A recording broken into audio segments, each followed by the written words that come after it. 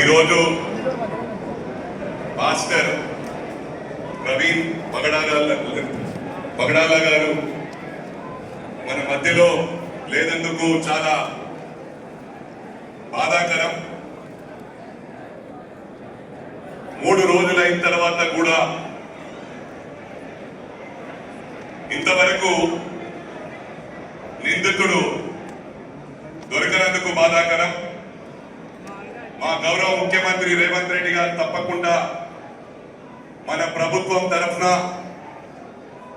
AP ప్రభుత్వంపై ఒత్తిడి తీసుకొచ్చి ప్రాపర్ గా ఎంక్వైరీ చేయించి దోషుల్ని పట్టుకునే వరకు వదిలిపెట్టమని చెప్పి కూడా ఈ సందర్భంగా తెలియజేస్తా ఉన్నారు.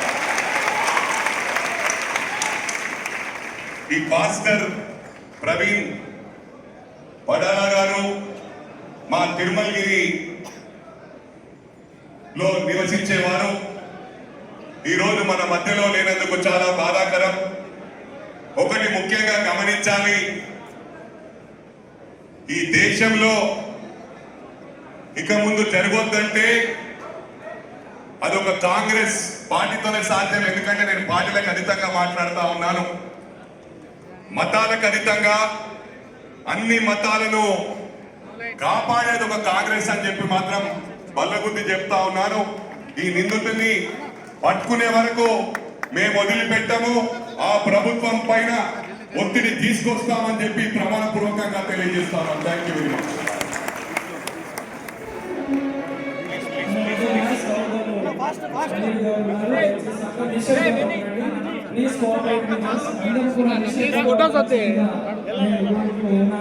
సహోదరులు మాట్లాడుతున్న సమయంలో దయచేసి నిశ్శబ్దం పాటించండి.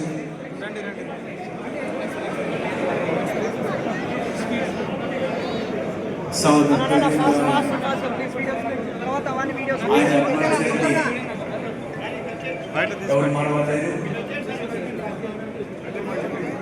ఆయన కుటుంబానికి దేవుడు ఆదరించాలని